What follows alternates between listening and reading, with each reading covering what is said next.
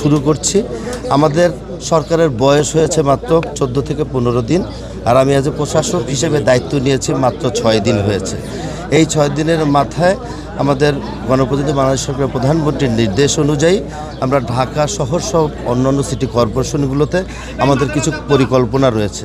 সেই পরিকল্পনাকে সামনে রেখে আমরা সেই কাজগুলো করছি। সামনে ডেঙ্গুর আবির্ভাব হবে, সেই কারণে যেই খালগুলো পানি সচরাচর চলছে না, ময়লা দিয়ে বন্ধ আছে, বর্জ্য ব্যবস্থাপনার আমাদের এখানে হুমায়ুন সাহেব যিনি দায়িত্বপ্রাপ্ত আছেন, ওনার সাথে বসে আমরা একটা পরিকল্পনা করেছি।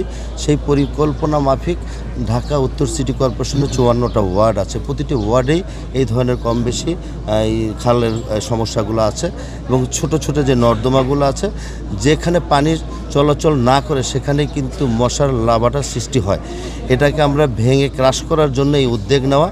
আশা করছি অতীতের মতো একবার হয়ে যাওয়ার পরে 2 বছর পর্যন্ত যাতে কাউকে অপেক্ষা করতে না হয়, পরিকল্পিতভাবে একটা সুন্দর খাল এবং এই খালের পাশে যাতে আমাদের মানুষগুলো বিকেলে এবং সকালবেলায় হাঁটা চলাচল করতে পারে এবং সে একটা ওয়াকওয়ের ব্যবস্থা করার জন্য আমাদের একটা পরিকল্পনা আছে।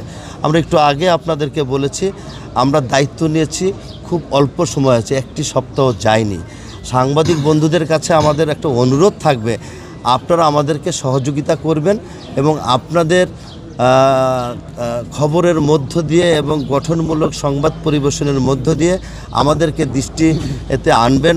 আমরা যেটা স্বচক্ষে অনেক সময় দেখতে পাই না, আপনাদের সংবাদ পরিবেশনের মধ্য দিয়ে আমাদেরকে জানালে আমরা মিডিয়ার মাধ্যমে জেনে তাৎক্ষণিকভাবে সেই এলাকায় চলে যাব।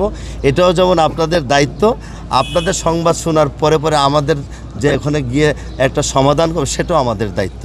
উভয় মিলে কিন্তু এই শহরটাকে গড়ে তুলতে হবে।